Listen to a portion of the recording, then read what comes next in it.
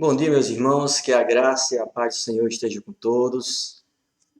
Agradecemos a Deus por mais uma escola bíblica dominical, mais uma escola bíblica estudando sobre aconselhamento bíblico. E a nossa intenção hoje é concluir a leitura, ou aliás, a exposição deste livro aqui, né? A apresentação dos capítulos, o estudo dos capítulos que nós fizemos durante esses 2 meses de escola bíblica dominical, né? Então, o livro Aconselhando os Casos Difíceis, de Stuart Scott e Rhett Lambert, são os editores. Vamos concluir hoje, mas como eu disse na aula anterior, a minha intenção é dar continuidade, só que desta feita estudando outro livro sobre aconselhamento. Vamos orar, vamos pedir a Deus que nos abençoe nesta manhã. Senhor nosso Deus, fique conosco, Pai, e nos ensine mais princípios da Tua palavra para a vida real, para a vida prática, para os problemas que são vividos, ó Deus, por tantas pessoas. Pai amado, pedimos que o Teu Espírito venha nos esclarecer, venha nos iluminar e venha despertar em nós o amor pelas pessoas. Pai amado, abençoa essa escola bíblica, é o que nós te pedimos. Em nome de Jesus. Amém. Amém? Meus irmãos, como essa escola bíblica está sendo gravada, eu não estou em Alexandria, estou em Mossoró, então, infelizmente, não vai poder haver aquela interação no chat ou com o chat, né? Mas eu espero que os irmãos interajam mesmo assim, porque posteriormente eu posso visualizar os comentários no vídeo do YouTube, não no chat, mas comente nos comentários mesmo do vídeo, para que de repente, caso haja alguma questão, eu possa ir lá e responder, ok? Vamos lá, vamos estudar sobre o tema pretendido hoje. Então, assim, meus irmãos, eu decidi escolher esse tema aí porque a situação se trata realmente de uma crise que um casal estava vivendo. Um casal recém-casado estava vivendo. E, como eu gosto de afirmar, o casamento é a melhor escola da maturidade. Eu sei que nós aprendemos junto à família, na escola, na universidade, nós aprendemos no ambiente profissional, no ambiente eclesiástico, mas eu considero o casamento como sendo realmente aquela melhor escola, porque você tem um grau de comprometimento e intimidade em que em nenhum outro ambiente, em nenhuma outra relação existe. Então, casamentos são duas pessoas diferentes, com histórias de vida diferentes, temperamentos diferentes, sabe? Às vezes até perspectivas, visões de mundo que se diferem em algum ponto. Claro que não existe ninguém igual a ninguém. E mesmo cristãos também, né? Existem algumas diferenças, algumas percepções que nos diferenciam na nossa relação com Deus. Mesmo a gente tendo a Bíblia como única regra de fé e prática, mas às vezes acontece que em algum ponto há divergência, enfim. Mas o que eu quero estudar com os irmãos aqui é uma crise de um casal recém-casado que precisou ser acolhido por um conselheiro, especialmente que precisou ser orientado pela palavra ou com a palavra de Deus. Vamos lá. O conselheiro é esse aí que você está vendo, o John Babel. Inclusive esteve aqui no Brasil, que se você colocar o nome dele no YouTube, você vai poder assistir algumas palestras traduzidas, é claro, né? Mas enfim, é uma boa dica. E ele é professor do Seminário Teológico Batista do Sudoeste, ali em Fort Worth, Texas. Ele também atua como capelão junto ao Departamento de Bombeiros e trabalha junto ao Ministério Raceway Ministries. Então, ele é o conselheiro, um experiente, um homem que escreveu com muita objetividade. Eu gostei da maneira como ele escreveu. Quem são os aconselhados? Jennifer e Jim. Então, Jennifer é uma jovem de 21 anos de idade, evangélica, primogênita de pais atenciosos, né, a filha mais velha, recém-casada, formada em jornalismo e psicologia, pessoa muito inteligente, muito estudiosa. Jim, um jovem trabalhador, estudante de teologia, no mesmo seminário que o professor John ensina, e ele tem esse chamado ministerial. Então, esse é o casal recém-casado, e vamos ver o que foi que aconteceu. Então, o caso começa em um pronto-socorro. Em uma segunda-feira, cedo da manhã, o aluno do professor John liga para informar sobre a internação de sua esposa. E ele explicou que há 3 semanas havia percebido um comportamento distante de sua esposa. Ela não havia dormido no dia anterior, estava com ideias de perseguição e ouvindo vozes, uma estafa mental muito forte. E Jennifer, ela contou algumas coisas apenas com a sua mãe. Essa foi informação que já dá uma pista, né, de um dos problemas. Quando uma mulher casada abre-se apenas com a sua mãe, já está dando uma pista de um dos problemas que precisam ser tratados. Vamos lá. Primeira coisa, como vocês sabem, como nós temos aprendido aqui, antes de qualquer coisa, é preciso o quê? É preciso ouvir as pessoas. Ouvir as pessoas. Não esqueçam disso. Se eu quero resolver, se eu quero ajudar a pessoa a resolver seus problemas, eu tenho que ser um intercessor atento, um intercessor que saiba ouvir as pessoas. E a partir do que as pessoas dizerem, a gente tem algum argumento bíblico para poder orientá-las. Vamos lá. Primeira coisa que praticamente todo conselheiro cristão trabalha é a respeito do testemunho pessoal daquela pessoa. Porque é o seguinte, se aquela pessoa não for convertida, como eu já disse em aulas anteriores, nós teremos dificuldade de dar algum direcionamento.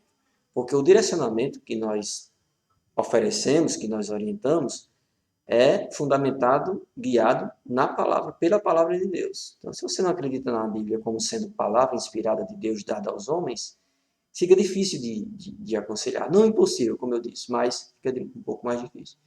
E Jennifer era convertida, ela foi convertida pelo Senhor aos 13 anos, uma menina engajada na igreja, ela se via também como chamada ao ministério junto ao seu esposo, mas só que vivia uma vida espiritual distante do Senhor. Ela não tinha uma vida devocional acesa, não tinha uma vida devocional de leitura, de oração, sabe, que fosse densa, que fosse saudável a alma dela.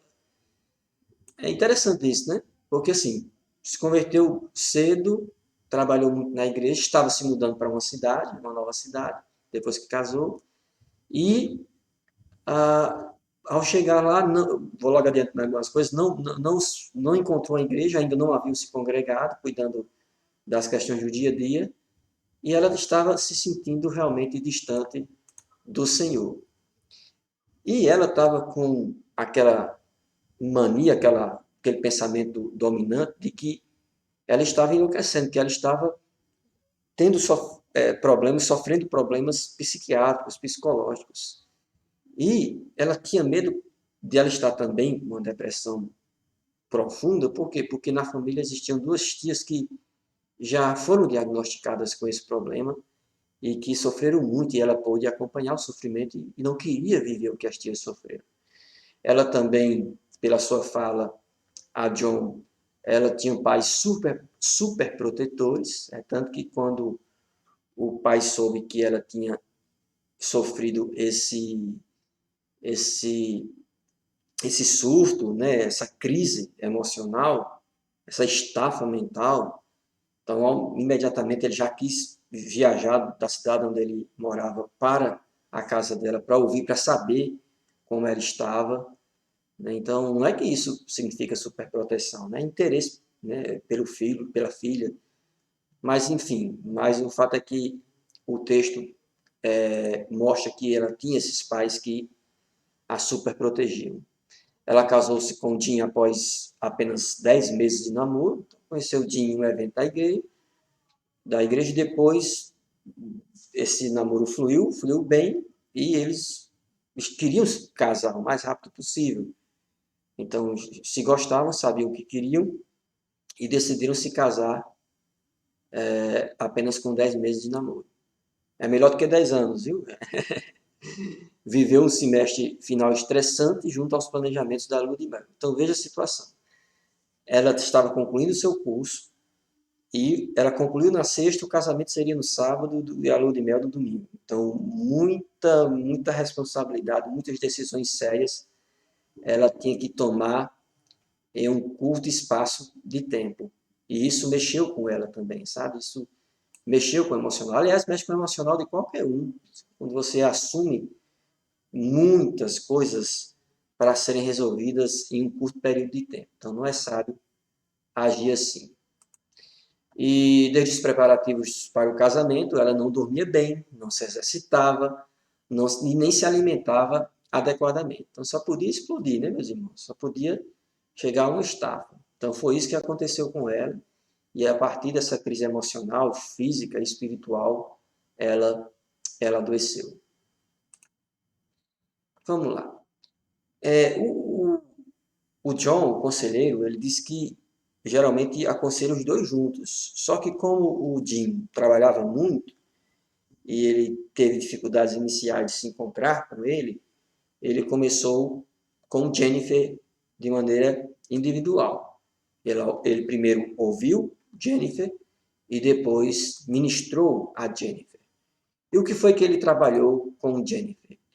A primeira coisa que ele perguntou foi sobre o que ela achava ser a coisa mais importante da vida cristã. Qual a coisa mais importante da vida cristã? Como você responderia isso? Qual a coisa mais importante da vida cristã? Assim como muitos de nós, Jennifer, ela respondeu o seguinte, que a coisa mais importante da vida cristã é importar-se com os outros, o discurso dela. Mas será que importar-se com os outros é a coisa mais importante da vida cristã? O que é que vocês acham aí? É a coisa mais importante da vida, importar-se com os outros? É isso que a Bíblia ensina, porque qualquer questão você vai procurar a resposta onde? Na palavra. Então, o que foi que o John explicou a Jennifer? Ele disse que a coisa mais importante da vida é amar o Senhor, o nosso Deus, com todo o coração, toda a tua alma, todo o entendimento. Este é o grande primeiro mandamento. E o segundo, semelhante a este, é amarás o teu próximo como a ti mesmo. E destes dois mandamentos dependem toda a lei e os profetas. Então, a coisa mais importante que Jennifer precisaria colocar no trono do seu coração, a pessoa mais importante, é o próprio Deus, o Senhor.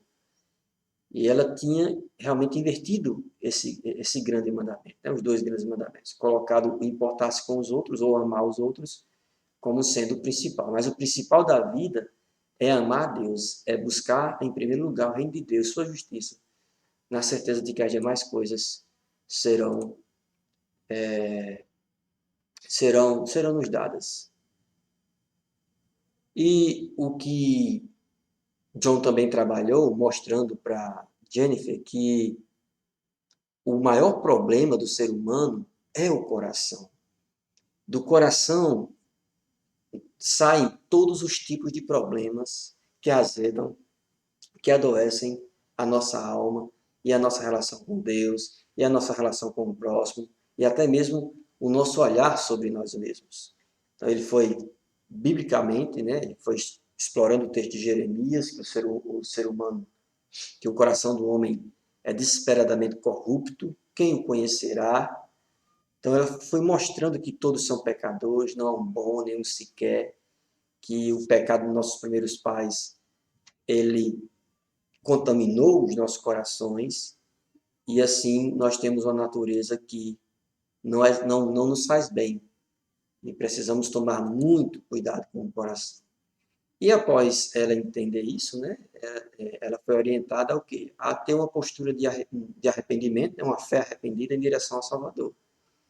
Que ela entendesse que, mesmo que ela não estivesse vivendo a prioridade do reino, sabe, mesmo que ela não tivesse descansando na promessa de Deus de que se a gente buscar o reino de Deus, as demais coisas serão acrescentadas, John disse, olha, Jennifer, entenda que seu coração é pecador. Entenda que seu coração é corrupto. Mas entenda também que Deus é um Senhor salvador, perdoador, e que ele acolhe a todo aquele que o busca com fé e arrependimento. Mesmo aqueles já convertidos que, de repente, vivem uma vida espiritual fria, era o caso de Jennifer. Mas eu lembro que o caso dela, o fato dela estar vivendo uma vida espiritual fria, não significava que ela não era uma cristã, porque ela temia Deus, mas estava distante de Deus. Outro tema que foi trabalhado foi esse aí: o que significa amar verdadeiramente a Deus? Outra pergunta. Qual foi a resposta dela? Veja, ir à igreja, ele é a Bíblia. Ir à igreja, ele é a Bíblia. Na cabeça de muitas pessoas, amar a Deus se resume a isso. Então, eu leio minha Bíblia todos os dias e eu vou à igreja no domingo. Então, isso significa que eu estou obedecendo o maior mandamento. Será, meus irmãos? Não, não é assim. Isso é religiosidade.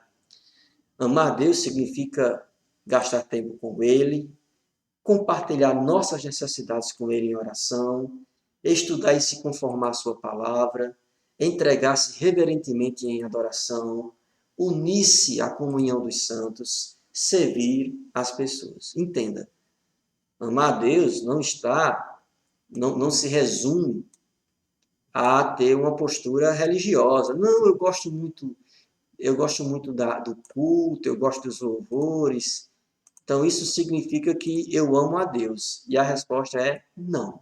Isso não significa que você ama a Deus. O fato de participar de alguns rituais religiosos não evidencia que aquela pessoa ama a Deus. Não significa que aquela pessoa ama a Deus. Amar a Deus é ter tempo com Deus. Como assim, pastor? Sim, lendo a Bíblia não como um livro histórico, mas apenas como um livro histórico, mas como sendo palavra de Deus. Orar, abrir o coração diante de Deus, não ter vergonha de confessar pecados, se abrir totalmente para Deus. Estudar a palavra, não ler apenas a palavra, mas estudar a palavra, se aprofundar na palavra, investir tempo fazendo isso.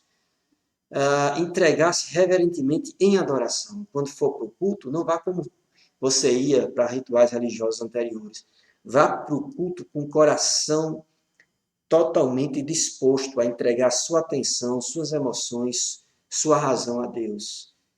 Unir-se à comunhão dos santos também significa amar a Deus, porque foi pelos santos, pelos separados, pelos regenerados pelo sangue de Jesus, que ele morreu na cruz. Então, ame o povo de Deus. Una-se ao povo de Deus e sirva as pessoas. Isso também significa amar a Deus. Então, ela com certeza foi impactada, né, com essa visão, mas como assim impactada? Sim, porque às vezes a pessoa passa a vida inteira na igreja sem compreender de fato o que significa ser um cristão. Então, às vezes acontece isso, de a pessoa ser meramente um religioso. Não entende, não vive a palavra, não encarna a palavra no seu dia a dia. E isso é complicado e evidencia, na verdade, um coração não regenerado. Outro ponto trabalhado com Jennifer, com Paul John, foi esse aprofundamento nas escrituras e na oração. O propósito de ler a Bíblia. Aí foi quais foram as atividades que ele encomendou a ela, né? Ele disse: olha, Jennifer, eu quero que você coloque no seu coração o propósito de ler a Bíblia em um ano. Coloca no seu coração, não uma leitura meramente religiosa, vazia, mas uma leitura comprometida. Decida no coração estudar as Escrituras durante um ano. Leia, se aprofunde na palavra de Deus. Aí a sugestão inicial, paralela à leitura total da Bíblia.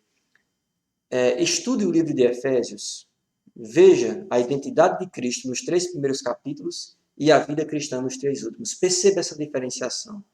Quem somos em Cristo, que aparece logo nos 3 primeiros capítulos, e o que devemos fazer, ou que frutos iremos manifestar se estamos em Cristo.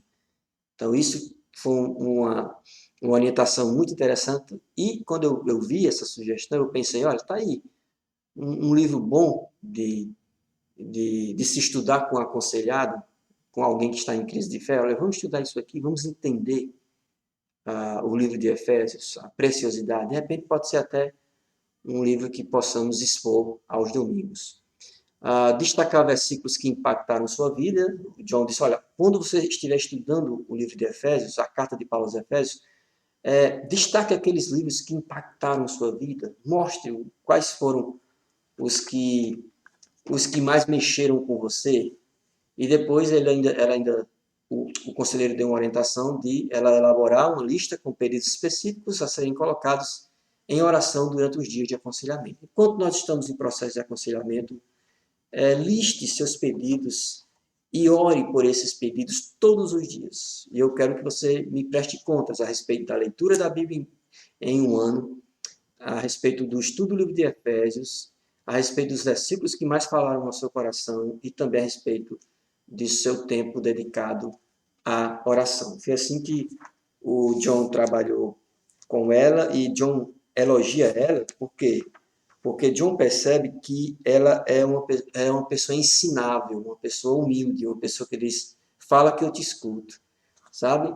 E isso favoreceu muito o aconselhamento de John. Vamos lá. Agora, a vez de estudar Jim, né?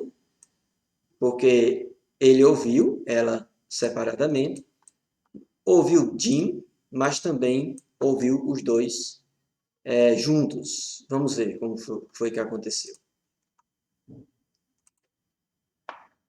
O que foi que Jim expressou? O que foi que Jim disse para o conselheiro? Vamos lá. Em primeiro lugar, ele explicou a história deles dois, que ele estava muito ansioso para casar com Jennifer, que a amava, a desejava. No início do seu casamento, seus sogros ajudaram-nos na mudança e ficaram alguns dias com o casal. É uma coisa que eu não aconselho a nenhum sogro, viu? Olha, não atrapalhe a lua de mel dos noivos, sabe? Tem pais que são super protetores e na primeira quinzena já quer visitar o casal. Eu digo assim, olha, deixa eles sossegados e deixa eles viverem esses primeiros momentos de descoberta, de sentimento, de desejo, sabe? De convivência sob uma aliança. Então, sogros, não atrapalhem esse momento da lua de mel. Não precisa visitar seu filho, sua filha. Deixe eles se curtirem, deixe eles desfrutarem o que Deus planejou para a vida deles. E o que foi que aconteceu? Nesse período de mudança, que o pai veio para ajudá-los ali na mudança, Tim já percebeu que o sogro tinha uma tendência controladora. O sogro, ele disse que o sogro dava ordens como ele deveria agir, algumas vezes dava sugestões, mas outras vezes dava ordens. E ele percebeu que essa relação não era legal, assim, essa relação dos pais dela com ele, ou com o casal em si, não os faria bem. Então é complicado. Sogra e sogro, deixa os dois viverem, sabe?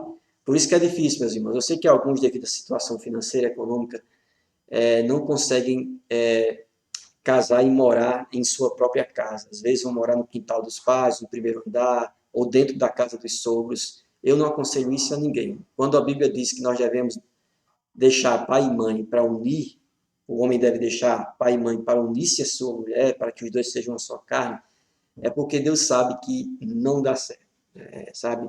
Por mais legais, simpáticos e educados que os sogros sejam, mas o princípio de Deus é que o casal viva a sua vida a dois, somente eles dois aprendendo juntos ali. Então veja, se não, pastor, não tenho condições, quero casar, e meu modo de ver, eu posso passar um tempo ali para construir minha casa ou ter algumas economias, que seja um tempo. Eu sei que é difícil, que de repente você se acostuma na vida mole ali, né? O pai, o filho ou a filha ali casou, mas não saiu de casa. Então isso não é interessante. Não favorece ao amadurecimento de vocês. Então vá viver na casa de vocês, nem que seja um aluguel barato, mas vai viver. Então, ele disse que, Jim, né? Ele disse que sua esposa adoeceu e permaneceu assim durante 2 dias, durante a lua de mel. e posteriormente, 2 semanas após o casamento, ainda sofria com insônia. E o conselheiro dá a entender que tudo isso que ela sofreu, que estava sofrendo no momento lá, que o buscou, era resultado realmente dessa estafa envolvendo a conclusão do seu curso, o casamento, a organização da lua de mel, mudança para uma cidade nova, então rompimento com os pais, distanciamento com os pais, então tudo isso foi difícil especialmente para Jennifer, por isso que ela reagiu daquela forma. Então, depois de ouvir Jennifer, depois de ouvir Jim separadamente, o conselheiro senta com os dois e orienta os dois. Então, você está vendo esse quadro aí? Deixa eu só tirar a minha imagem aqui para que vocês possam visualizar aqui. Pronto, vocês estão vendo aqui esse quadro, o quadro que foi trabalhado durante o aconselhamento e o que foi orientado a Jim. Em primeiro lugar, que eles, os dois, na verdade, deveriam procurar e se congregar junto a uma igreja sadia teologicamente. Olha, não fiquem sem se congregar. Um casal recém-casado, distante da igreja, não, a gente está se curtindo, a gente não tem vontade nem de ir para a igreja, nem de ler a Bíblia, nem... A gente está vivendo o momento do pós-casamento, da lua de mel. Não deixe de se congregar nesse período. Participe da reunião dos casais da igreja, se envolva em algum ministério. No caso aqui, eles eram recém-casados e ainda estavam morando em uma nova cidade. Então, ainda não tinham procurado ou encontrado uma igreja para se congregar. Outra coisa que foi orientada a Jim foi para que ele seguisse o plano de leitura junto à sua esposa, compartilhando a palavra de Deus juntos. Outra coisa importante foi... Jim também foi orientado a ler Efésios, né? Mas só que o conselheiro focou em Efésios 5, 25 a 33, que fala justamente sobre os deveres do marido, aquele amor sacrificial, aquele amor que diz assim, olha, porque assim como Cristo morreu e se entregou pela igreja para apresentá-la santa, sem mácula, assim os maridos devem se sacrificar por suas esposas, amando com a própria vida, com toda a vida, a sua esposa. Foi trabalhado isso de maneira muito profunda com Jim e ajudou a colocar os pés no chão e o olhar na direção certa. Mais uma vez, ele destacou a necessidade de considerar e viver a igreja como corpo, não apenas se congregar, mas participar de fato, ter ligação com a igreja, e não apenas ficar observando as pessoas servindo, o pastor pregando, o chefe de louvor tocando, os recepcionistas ali atendendo o povo no início ali, antes do culto. Olha, não, viva a igreja. Você não tem chamado ministerial, não estude apenas teologia. Ele fazia seminário teológico. Não estude apenas teologia, ame as pessoas, sirva as pessoas, se engaje no corpo de Cristo. E o que foi que aconteceu? Depois de ser trabalhado pela palavra, Jim assumiu o seu distanciamento da esposa durante suas enfermidades. Então ele percebeu que realmente, nos momentos que ela mais precisava, ele estava distante, ele estava priorizando o trabalho, ele estava priorizando outras coisas e não o seu casamento, e não o cuidado para com sua esposa. E Jennifer escutou tudo, concordou, né, concordou com o que o conselheiro disse a Jim sobre a vida desordenada que eles estavam vivendo. As coisas precisariam entrar no eixo de acordo com os princípios da palavra de Deus. E Jennifer, depois de todo o processo, durante esse processo de aconselhamento, logo nos dias iniciais de aconselhamento, nos encontros iniciais de aconselhamento, ela reconheceu melhoras, ela já dizia que dormia bem, que não ouvia mais vozes, que o único medo que ainda existia no coração dela era o medo de ter algum problema psicológico ou psiquiátrico, como as tias, mas que estava mais serena. No entanto, ela culpou o esposo diante das lutas enfrentadas, porque ela disse que diante dessas lutas que ela travou, tanto em termos de atividade como em termos emocionais e espirituais, o esposo estava distante, trabalhando. E ela sentiu essa falta e ela culpava o esposo pela crise, pela estafa emocional e espiritual que ela estava sofrendo, passando ali. E o que foi que o conselheiro trabalhou? Quando o conselheiro percebeu que Jennifer era uma pessoa fácil de se ressentir, de guardar mágoa, de culpar os outros pelos seus próprios erros. E o curioso é que essa característica de culpar os outros pelos seus próprios erros geralmente acontece em quem é mimado, em pessoas mimadas, pessoas que passaram a vida inteira ouvindo sim dos pais. Então, quando as coisas não dão certo, elas não assumem a culpa ou o erro. Elas sempre tentam passar a batata quente para as mãos de outras pessoas. E o John, o conselheiro, usou o texto de Mateus capítulo 7, que diz assim: Não julgueis para que não sejais julgados, pois com o critério com que julgardes, sereis julgados. E com a medida com que tiverdes medido, vos medirão também. Por que vês tu o argueiro no olho de teu irmão, porém não reparas na trave que está no teu próprio? Ou como dirás a teu irmão, deixa-me tirar o argueiro do teu olho, quando tens a trave no teu? Hipócrita, tira primeiro a trave do teu olho, e então verás claramente para tirar o argueiro do olho do teu irmão. Censura que Jesus fez aos fariseus, e condenando não o discernimento, não o julgamento em si, mas o julgamento com critérios errados, egoístas e interesseiros. E a Jennifer, ela estava condenando o Jim, colocando toda a culpa para cima do Jim. E o conselheiro já teve aquela preocupação de não alimentar essa ideia de Jennifer. O conselheiro foi explicar o quê? Foi explicar que cada um deve se queixar dos seus próprios pecados. Ele explicou que, enquanto Jim deveria se esforçar diante de Deus para ser o esposo que Deus quer que ele seja, Jennifer deveria se esforçar diante de Deus para ser a esposa que Deus deseja que ela seja. Então, eles admitiram, né, que tinham culpado um ao outro pelos problemas no casamento. E, enfim, o fato de admitir já foi positivo, né, de dizer, olha, realmente nós erramos porque nós não tratamos o problema em si, nós não tratamos as questões do nosso coração. Nós colocamos os problemas do nosso coração um sobre o outro. Assim, eu coloquei meu problema sobre você e você colocou o seu problema sobre mim. Então, quando nós encontramos problemas em nossos relacionamentos, a primeira tendência é sempre culpar os outros, ao invés de olhar para dentro dos nossos próprios corações e ver o pecado que está presente lá. Então, o autor diz aqui que, à luz de Mateus 7:5, eles sabiam que cada um deles deveria trabalhar para livrar seus corações de seus próprios pecados, tirando a trave dos seus próprios olhos, ao invés de olhar para o outro como se ele fosse a fonte da sua dor. Jim precisava focar em amar sua esposa como Cristo amou a igreja, e Jennifer em como submeter-se e respeitar o seu marido. Um bom conselho, bem trabalhado, que produziu resultados muito positivos. Mas ainda teve mais orientações, dessa vez fundamentadas em 1 Coríntios capítulo 13, capítulo que fala sobre o amor, o capítulo mais conhecido das Escrituras, e ele se refere ao amor. Então, assim,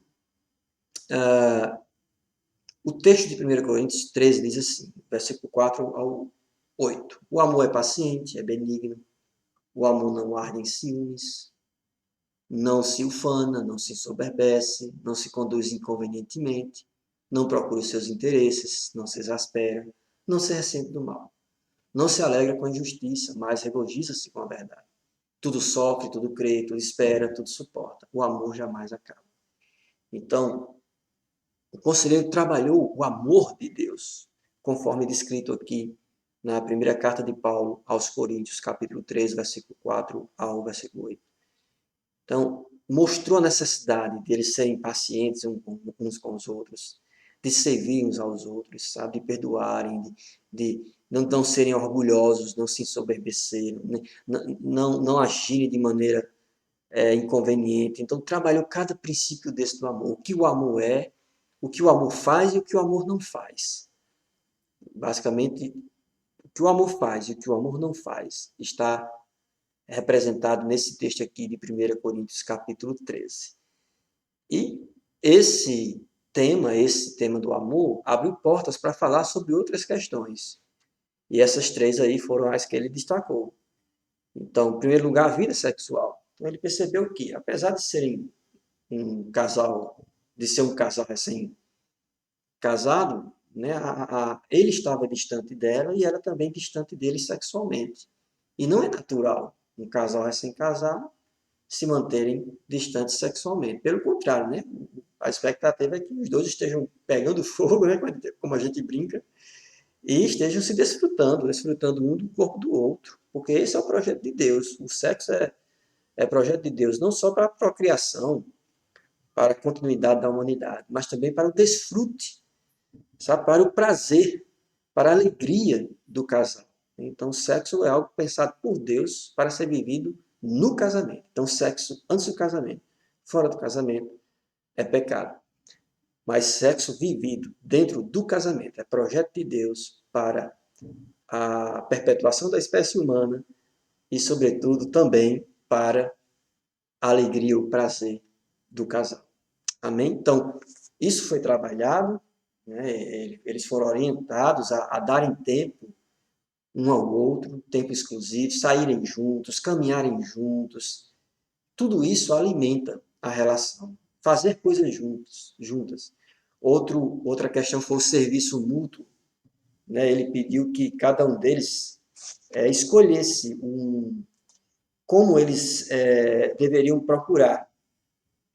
Vou ler aqui o que ele escreveu aqui. Ele disse assim: ambos deveriam procurar por pelo menos 3 oportunidades de servir um ao outro de uma forma que demonstrasse amor. Então, olha, procurem pelo menos 3 oportunidades de vocês servirem-se mutuamente. O que você pode fazer por Jennifer? O que Jennifer pode fazer por você? Coisas que fujam do cotidiano, do corriqueiro. Coisas novas, sabe? Porque servir ao outro é uma maneira de mostrar que nós amamos aquela pessoa. Então, Jesus mesmo foi alguém que veio para servir e dar a sua vida em resgate de muitos. Amém? E mais um tema trabalhado aqui foi o perdão. E é tão curioso isso, né? Porque um casal recém-casado namoraram apenas 10 meses. Eu digo apenas porque eu acho que poderia namorar mais um tempo. Eu aconselho 2 anos, acho que é um bom tempo. Mas caso não se segurem, né? Adiantem e sejam felizes. Mas, enfim, recém-casados, namoraram 10 meses, casados há poucos meses e já com ressentimentos, né? Talvez eles precisariam, né, de mais tempo para amadurecer a relação. Mas eles estavam sofrendo nessa crise de adaptação, né? A vida dele e a vida dela ali se encaixando, e eles estavam sofrendo nessa adaptação, nesse processo. É como eu digo, né? Eu disse no início da aula, casamento é uma escola da maturidade, é a melhor escola da maturidade, sabe? Pessoas diferentes convivendo debaixo do mesmo teto, sabe? Comendo as mesmas coisas, pagando as mesmas contas, enfim, vivendo em um grau de intimidade que não existe em nenhum outro lugar na Bíblia. Porque a Bíblia manda você deixar pai e mãe, a Bíblia diz que os filhos eles crescem, né, e vão viver suas vidas, mas uma coisa interessante, você também pode mudar de emprego, deixar seu patrão, você se distancia dos seus irmãos de carne, de sangue que eu estou falando, você muda de igreja, mas a orientação bíblica é que você continue casado com aquela mulher, com aquele homem, até o fim de sua vida, até que a morte separe. Entende, meus irmãos? O casamento é aquela relação de maior intimidade e que exige total lealdade por todos os dias de sua vida. Então é isso. Eles estavam vivendo essa crise de um casal recém-casado e o conselheiro percebeu que existia necessidade de perdão entre eles, né? O Jim abriu o coração, dizendo que se sentia um pouco frustrado devido a algumas situações, circunstâncias vividas com Jennifer. Jennifer também, né, se sentiu magoada porque não viu o marido cuidando dela como ela considera que deveria cuidar, e foi trabalhado o perdão entre eles, sabe? E o bom aqui é que tanto ele como ela mostraram-se, apesar de serem pessoas novas, mas mostraram-se pessoas ensináveis, pessoas humildes, pessoas que ouvem conselhos e seguem conselhos. Isso é uma virtude, meus irmãos. Na sociedade egocêntrica que a gente vive, é uma virtude encontrar alguém que diga, olha, eu estou errado e me perdoe e vamos consertar o que a gente fez, vamos colocar o nosso casamento para frutificar, vamos desfrutar do projeto de Deus para a nossa vida, vamos viver conforme a vontade do Senhor. É isso, meus irmãos, é saber lidar com as crises dentro do casamento. Eu gosto de dizer assim, olha, nos aconselhamentos, nunca tome uma decisão séria, fundamentada em um momento ruim, baseada em um momento ruim. Não faça isso. Nunca tome uma decisão séria baseada em um momento ruim. Espere esse momento passar. Espere a fumaça baixar. Sabe, a poeira baixar. E depois você vê o que vai fazer. Mas sempre a orientação de um conselheiro bíblico é reconciliação, perdão, restauração. Viver o milagre de Deus na família, no casamento. E não ser covarde e jogar tudo fora. Ninguém joga uma história de 10, 15, 20 anos, 5 anos, não importa. Ninguém joga fora, baseado em um erro de outra pessoa ou em incompatibilidades temperamentais. Não existe essa questão de vou desistir por causa disso. Não.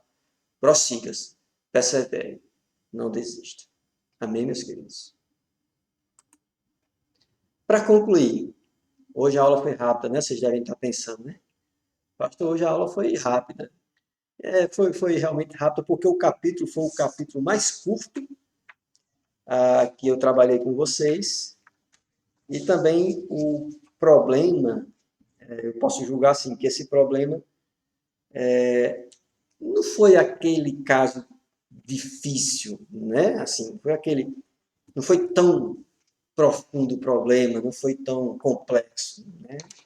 E outra coisa também que eu percebi, para a gente concluir de maneira tão rápida, é que os dois eram muito, como é que eu posso dizer? Os dois foram muito bons de ouvir e de seguir as orientações. E isso favoreceu o aconselhamento aqui. Vamos lá, vamos concluir que eu ainda tenho um tópico para trabalhar com vocês aqui, para concluir, né? Veja, se eu fosse sintetizar todo, todo, todos esses casos que nós estudamos aqui, se eu pudesse sintetizar como tratar cada um desses casos, qual a base para tratar cada um desses casos, eu sintetizaria nesses versículos aqui e nessa ideia aqui, de levar o pensamento cativo a Cristo. Por quê, meus irmãos? Porque toda mudança começa na mente, começa na maneira como nós enxergamos os problemas que estamos vivenciando. E a maneira como nós enxergamos os momentos que vivenciamos vai expressar quem somos de verdade ou o que precisamos ser. Porque de repente você tem uma maneira que não é a maneira bíblica de resolver os problemas. É diferente da que Jesus ensina. Então nós temos que trabalhar o nosso pensamento conforme o modelo que existe na palavra de Deus, conforme as orientações, os princípios que a palavra de Deus nos dá. Na conclusão, não na conclusão especificamente, mas nessa etapa, John foi indagado por Jennifer sobre o que significaria levar o pensamento cativo a Cristo. Então, primeiro, ele mostrou esse texto de 2 Coríntios 10, 3 assim, diz assim, porque embora andando na carne, não militamos segundo a carne, porque as armas da nossa milícia não são carnais, e sim poderosas em Deus, para destruir fortalezas, anulando nós sofismas, falsos argumentos, falsas razões, e toda altivez que se levante contra o conhecimento de Deus, e levando cativo todo pensamento à obediência a Cristo. Então, assim, Paulo diz, nossa luta, nossa militância, A nossa guerra não é contra as pessoas, mas contra sofismas, contra mentiras, contra argumentos que distanciam as pessoas de Deus. E para que a gente veja essas pessoas felizes, é tão paradoxal isso, para que essas pessoas sejam livres desse governo das trevas, governo espiritual das trevas, do mal, é preciso que elas sejam levadas cativas, que esse pensamento, que todo pensamento delas seja cativo à obediência de Cristo. Se elas obedecerem a Cristo, se elas amarem a Deus com todo o ser, se elas amarem ao próximo como a si mesmas, elas conviverão bem com Deus, com os outros, consigo mesmas, com a família, com as pessoas de ambiente de trabalho, enfim, terão saúde emocional e espiritual. Então, quando Jennifer perguntou, né, ele expôs esse texto primeiro, 2 Coríntios, depois Jennifer perguntou sobre o que seria levar o pensamento cativo a Cristo. Aí ele foi para Efésios capítulo 4, 22 a 24, que diz assim, no sentido de que, quanto ao trato passado, vos despojeis do velho homem, que se corrompe segundo as concupiscências do engano, e vos renoveis do espírito do vosso entendimento, e vos revistais do novo homem, criado segundo Deus, em justiça e retidão procedentes da verdade. Então, levar o pensamento cativo a Cristo é se despojar do velho homem, daquela velha natureza que se corrompe pelos desejos do engano. Levar o pensamento cativo a Cristo é se renovar no espírito do entendimento. Mudar a visão de mundo. Olhar as pessoas e o mundo, e o dinheiro, e os sentimentos, e o sexo, e o poder, e a política, e a cultura, com os olhos do Senhor. Então, quando você faz isso, quando você muda esse entendimento, você vai se revestir do novo homem. E esse novo homem é criado pelo próprio Deus, em justiça e retidão procedentes da verdade. Então, quando a nossa mente é liberta pela verdade do Evangelho, nós seremos gerados em justiça e retidão pelo próprio Deus. Então, que Deus abençoe o nosso pensamento. Que o Senhor faça com que cada estudo que nós ouvimos aqui durante todo esse processo, que realmente esses princípios sejam vividos, sejam praticados, ensinados e compartilhados com outras pessoas. Que Deus nos encha o coração de compaixão, nos enche o coração de amor pelas pessoas, por Ele, acima de qualquer pessoa, acima de qualquer coisa, amor por Ele, porque o amor que nós tivermos por Deus vai transbordar sobre a vida dos outros, nossos familiares, filhos, colegas de trabalho, vizinhos, não importa. Quando nós amamos a Deus, esse amor transborda sobre a vida dos outros. E transborda como, pastor? Transborda em sabedoria, em mansidão, em bons conselhos, em conselhos justos, verdadeiros, diretos, objetivos, sabe? Sem enrolação. Mas também em conselhos mansos, em conselhos moderados, em conselhos brandos, palavras certas ditas a pessoas certas nos momentos certos. Então, os princípios da Bíblia nos fornecem essas ferramentas, todas essas ferramentas. Então, que Deus nos abençoe. Eu espero que essa série de estudos tenha sido bastante edificante para vocês. Que Deus continue tratando a vida de cada um de nós pela palavra e que minha oração também é que Ele continue nos capacitando para essa obra, que é dele. A obra é a expansão do reino de Deus. É ganhar pessoas pregando a palavra de Deus, nunca impondo nossas verdades, que são as verdades bíblicas, mas pregando nossas verdades, deixando que o Espírito Santo de Deus convença aquela pessoa do pecado, da justiça e do juízo. Então Deus é um Deus vivo, Ele continua a usar a palavra dele, e nós somos instrumentos e testemunhas vivas do poder dessa palavra. Essa palavra que aconselha, que exorta, que anima, que consola, que corrige, que educa na justiça. Então, meus irmãos, que amemos a Bíblia e que amemos as pessoas e, sobretudo, que amemos a Deus acima de todas as coisas. Então, vamos orar mais uma vez. Senhor, muito obrigado por tudo que nós aprendemos aqui, Pai. Ó Pai Santo, a Tua palavra é preciosa, a Tua palavra tem nos feito muito bem e nós somos muito gratos por isso. Pedimos por cada pessoa que assistiu, que nos acompanhou nessa escola bíblica durante toda essa série. Também pedimos que o Senhor abençoe aquelas que irão continuar conosco aos domingos. Ó Deus, e mais uma vez, pedimos que o Senhor nos use. Nos use para abençoar a vida de outras pessoas, para levar paz, sabedoria, verdade, amor. Muito obrigado, Senhor, por tudo que aprendemos. Nós te louvamos, agradecemos. Em nome de Jesus. Amém. Amém, meus irmãos. Bom domingo para os irmãos, bom almoço. Se Deus quiser e permitir, nós estaremos juntos mais uma vez no culto noturno hoje, no Instagram, @igrejabatista.ale. O irmão Fabrício estará trazendo a palavra, que os irmãos possam participar, compartilhar a live, para que outras pessoas também sejam edificadas e que cada um de nós estejamos lá com o coração disposto a adorar a Deus e ouvir mais da sua insaciável palavra. Então, bom dia, Deus abençoe, até a próxima, se o Senhor quiser permitir.